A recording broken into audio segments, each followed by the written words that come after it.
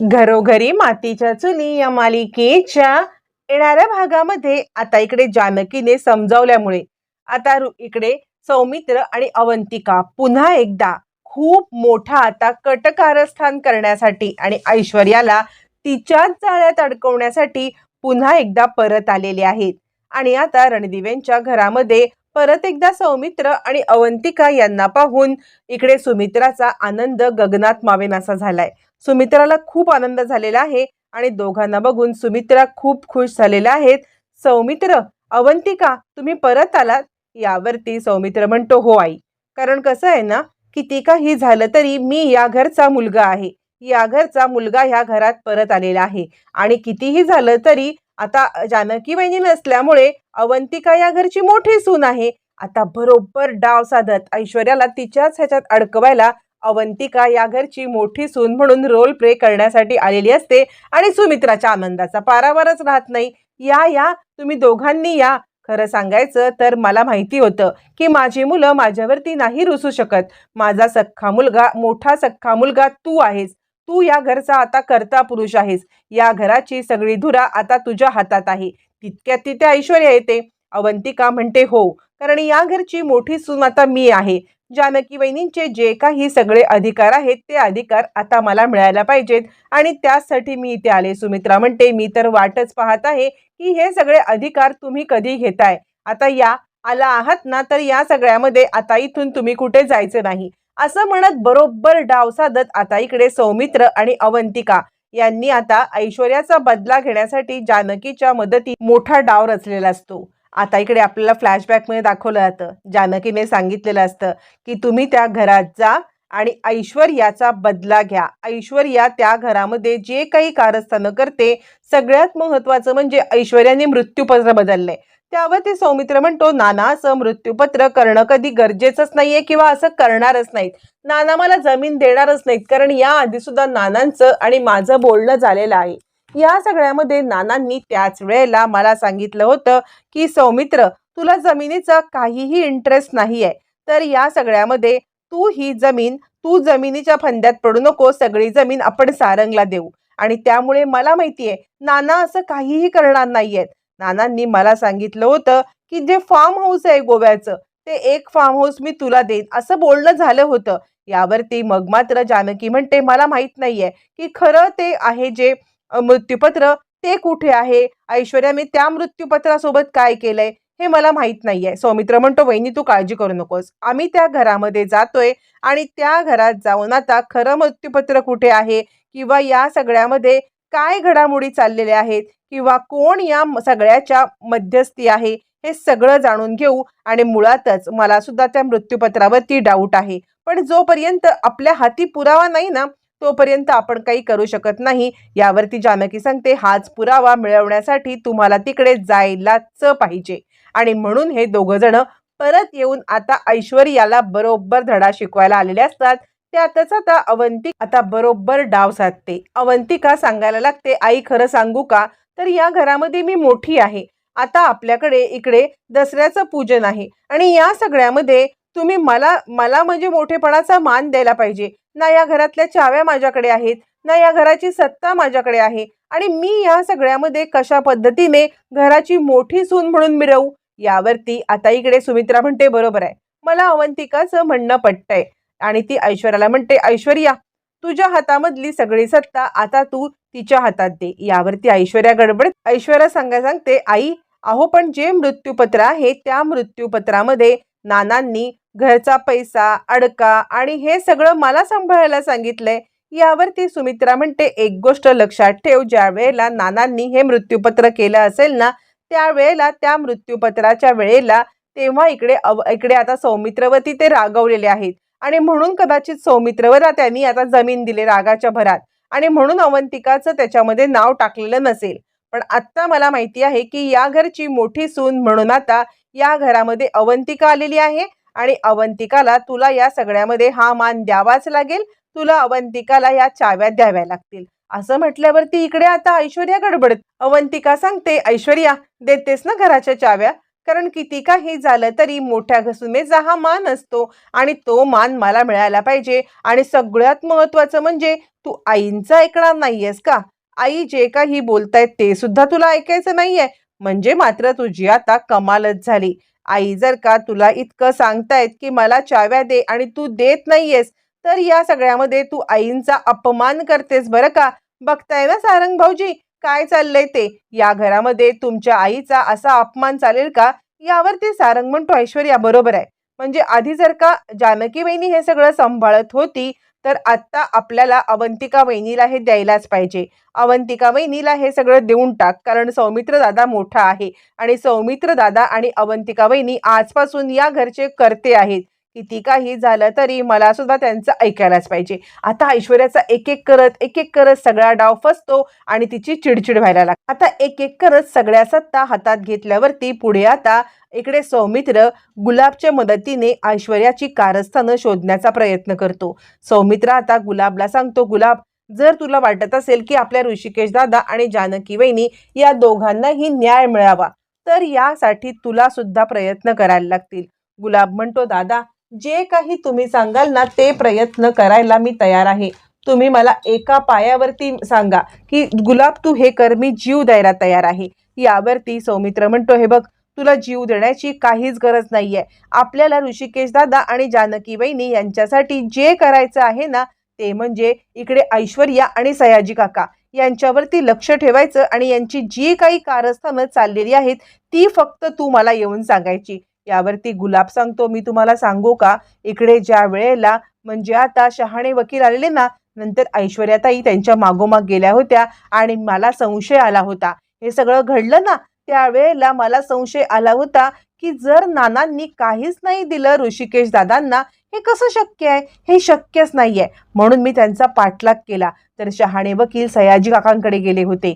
सयाजी काकांकडे जाऊन त्यांनी या सगळ्यामध्ये काहीतरी सांगितलेलं आहे, जेणेकरून मला असं वाटतंय की याच्यामध्ये या दोघांचा हात आहे. आता ऋषिकेश म्हणतो, गुलाब, तू इतकी मोठी माझी मदत केलीस ना, तुझे किती आभार मानू. गुलाब म्हणतो, नाही, माझ्या माझ्या जानकी वहिनी आणि ऋषिकेश दादा हे या घराचे विठ्ठल रखमाई आहेत. तुम्ही या घरामध्ये त्यांना परत आणा, मला सगळं भरून पावलं. असं म्हणत आता आपल्या मतावरती ठाम असत गुलाब मदत करायला तयार असतो.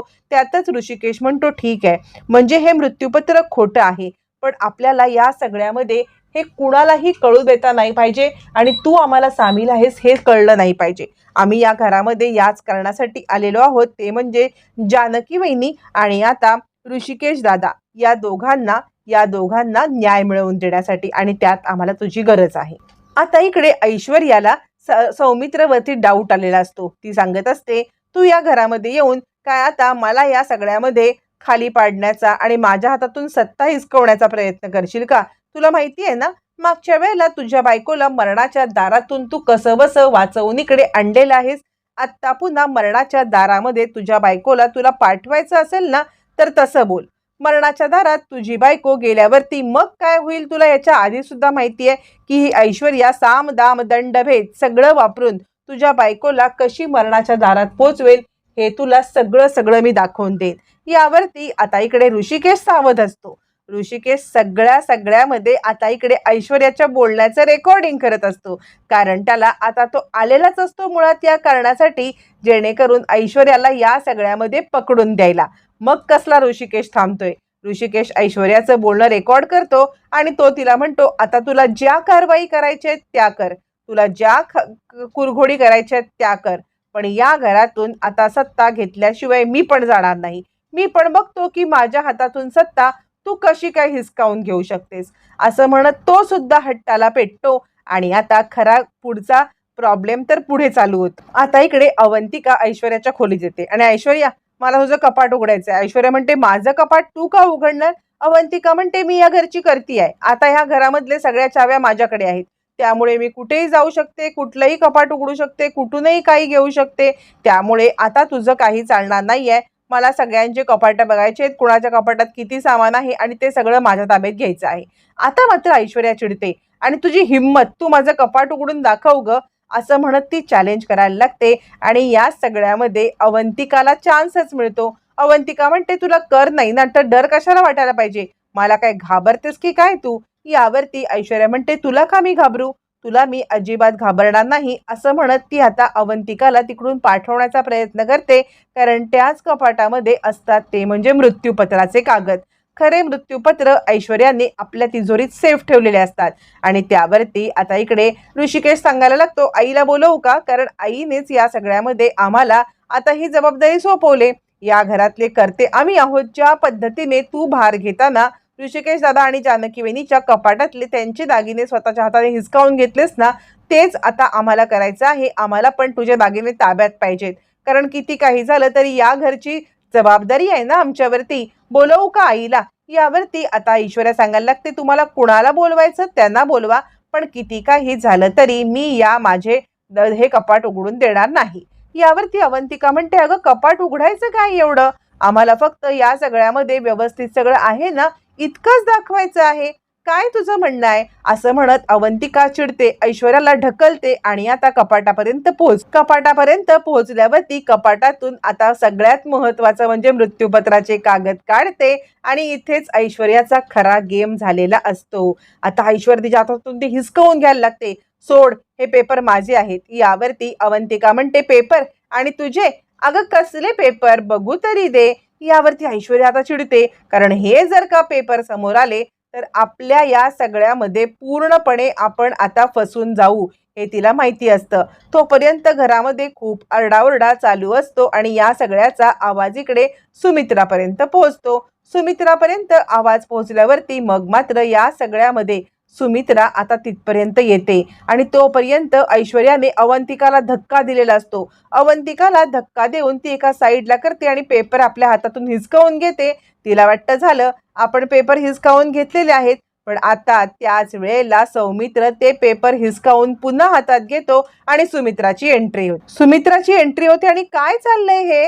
म्हणजे आता मला वाटलं होतं की माझी ही सून या घरामध्ये आल्यावरती आता तरी कुरघोडी थांबतील आणि आता तरी या सगळ्यामध्ये पुन्हा एकदा सगळं नॉर्मल होईल. तर परिस्थिती विचित्र होत चाललेली आहे. परिस्थिती अजून बिकट होत चाललेली आहे.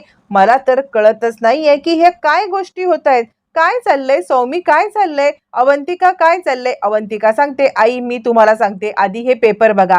असं म्हणत सुमित्राच्या हातामध्ये ती ते पेपर देते. सुमित्रा पेपर पाहते आणि पायाखालची जमीन हादरते. या पेपरमध्ये असतं नानासाहेबांचं खरं मृत्यूपत्र. हे घर, हा देव्हारा, ही कंपनी, हे सगळं ऋषिकेशच्या नावावरती असतं. ते पार्वतीचं असतं आणि ते ऋषिकेशचं आहे. हे हातात पडल्यावरती सुमित्रा म्हणते, हे कसले पेपर? यावरती अवंतिका सांगते, आई आता तरी डोळे उघडा. जे आहे त्याच्यावरती विश्वास ठेवा. हे खरं मृत्यूपत्र आम्हाला हिच्या कपाटात सापडलेलं आहे. आता तरी डोळे उघडा आणि जानकी वहिनी आणि ऋषिकेश दादा यांच्यासोबत केलेला अन्याय आठवा. जे काही त्यांच्यासोबत वागलं त्याचा विचार करा. आता तरी डोळे उघडा. या कटकारस्थानी ऐश्वर्याच्या जाचातून आता तरी तुम्हाला सुटका मिळायला पाहिजे. कारण या सगळ्यामध्ये जर का कुणी दोषी आहे, घर फोडायला कुणी कारणीभूत आहे, तर ती जानकी वहिनी नाही, तुमची ही ऐश्वर्या आहे. असं म्हणत आता इकडे ऐश्वर्या म्हणते, गप्पा बस. आई तुझ्यावरती विश्वास ठेवणार नाहीत, कारण आईंचा जानकी वहिनीपेक्षा जास्त विश्वास माझ्यावरती आहे. अवंतिका म्हणते, नको ठेवू दे विश्वास. आता येतीलच शहाणे वकील. शहाणे वकिलांना कोर्टाचा बडगा दाखवलाय. मग ते सांगतील कुणावरती विश्वास ठेवायचा आणि नाही. झालं, इथे सगळं संपलेलं असतं. आणि खरे मृत्यूपत्राचे पेपर पाहून आता इकडे सुमित्रा हदरते. आवाज कसला चाललाय म्हणून सारंग येतो. सारंग पेपर घेतो आणि आता सगळ्यांनाच मोठा धक्का बसतो. आधीपासून सगळ्यांना मृत्यूपत्रावरती डाऊटच असतो, कारण नाना असं मृत्यूपत्र करणार नाहीत याची खात्री असते. पण कुठेतरी ऐश्वर्याच्या ह्याच्यामध्ये भुललेले हे सगळे जण आता सगळ्यांचा पर्दाफाश होतो. सुमित्रा हदरते आणि आता अवंतिका सांगते, चल चालती हो इथून, आत्ताच्या आत्ता या घराबाहेर निघ. यावरती इकडे आता बोलता बोलता पटकन ऐश्वर्या बोलून जाते, नानांना ढकललंय, त्यांना मृत्यूच्या दारात ढकललंय. आता तुझी बारी आहे. तुला सुद्धा ढकलेन, तुला सुद्धा मारून टाकेन, चल हट बाजूला. असं म्हटल्यावरती आता ही नाटकी ऐश्वर्याची नाटकं सुमित्रा, सारंग आणि सगळ्यांच्या समोर आलेली आहेत. शेवटी अवंतिका आणि सौमित्र याने आता आपल्या जानकी वहिनी आणि ऋषिकेश दादा यांना न्याय मिळवून ते कसे खरे आहेत, ही बाई कशी खोटी आहे, या सत्याचा सगळा उलगडा केलेला आहे आणि इथेच मालिका एका टर्निंग पॉइंटवरती आलेली